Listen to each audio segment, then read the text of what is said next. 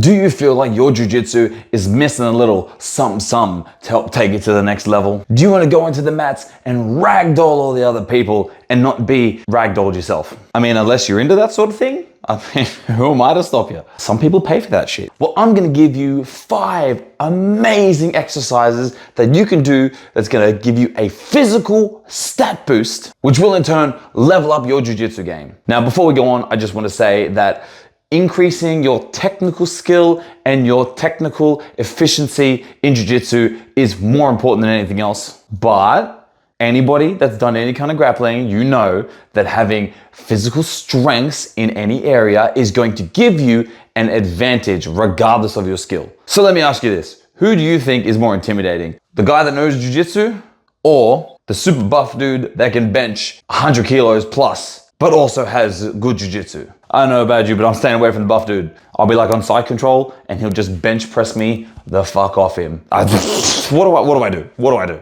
And just to note that these aren't the only exercises that you can do. There's a plethora of amazing exercises that you can do to level up your physical and athletic qualities. These are just 5 of the ones that I've handpicked that are gonna give you a bit more of a general boost to your physical stats. Now, if you follow anybody that talks about anything jiu-jitsu related and strength training related, you will know that the #1 pick is Zercher Squats. Now, squatting to any capacity is obviously going to be amazing for you, but if we want to pick a squat variation that is going to translate the most to jiu-jitsu, it is the Zercher squat. Now, if you can see the Zercher squat, unlike a regular squat, a high bar or low bar squat where it sits on your back, a Zercher squat is like a front squat, but it sits in the nook of your elbows. So it's almost like you're holding the barbell in a double underhook position. And what this is gonna do is you're gonna work on that squat pattern, but you're also gonna work on engaging your back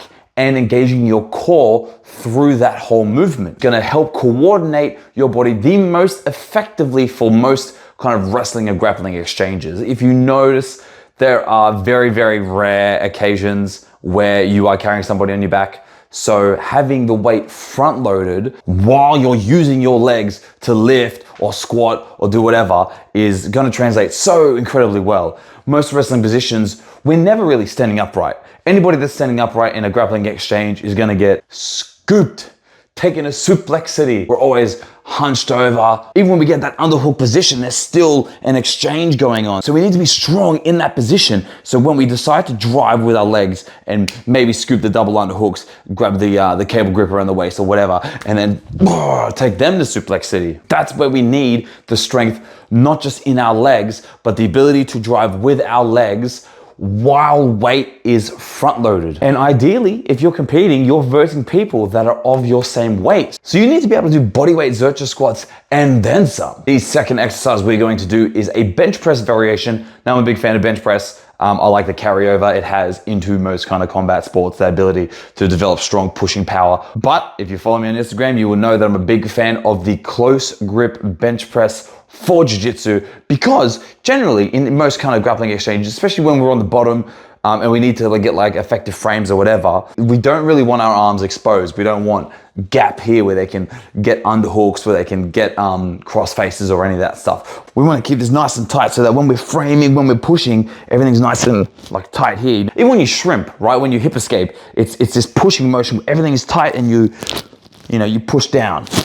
That's what we're trying to emulate. We're trying to emulate strong pressing power from a tight position. Now, just keep in mind that this is going to engage a little bit more triceps than it is your chest, than it is your shoulders. But in most situations, when we're in half guard, when we're in full guard, whatever, whenever we're trying to frame or press or have our arms or whatever, we need strength in that tight position. And so for number 3, the exercise that I mentioned last week in the Taiwan Chai video about Muay Thai clinching is the chin up. I love chin ups. I think they're amazing. They are great for any kind of clinching or grappling exchanges, because when we're working with single collar ties, double collar ties, underhooks, any kind of sweep, right? When we have that underhook and we need to be able to pull, I'm telling you, chin ups are phenomenal. Try to make sure, if you want to try to replicate collar type positions, get like a neutral grip position. A lot of places nowadays have bars where you can alternate between either supinated, pronated, or neutral grip. So if we're trying to simulate jiu-jitsu to some degree,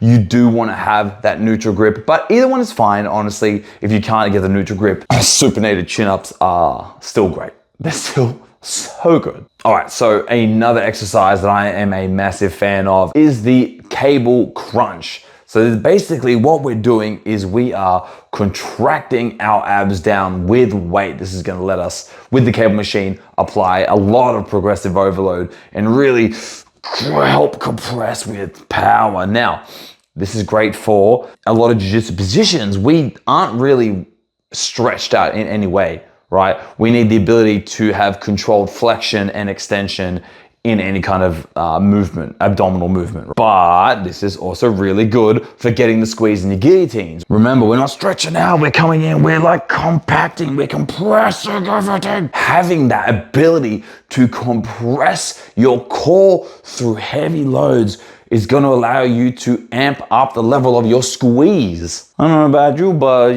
you wanna squeeze some people's heads off? You wanna guillotine some people into oblivion? You wanna send them to the shadow realm? You wanna sap their very souls away? You wanna take them to the pit of despair? No? Just me? All right, so the final exercise that is going to give you a massive benefit for your jiu-jitsu is barbell cleans. Realistically, any kind of clean movement, power cleans, barbell cleans, full cleans, whatever. Having that explosive power in your hips is paramount to leveling up your jiu-jitsu game. A lot of times when you're trying to escape, you want to be able to explode through your lower body, through your hips, through hip extension with a large degree of force. That's how you create space. That's how you escape and create frames and create movement. The biggest caveat to this is that barbell cleans are a bit more of a highly technical movement.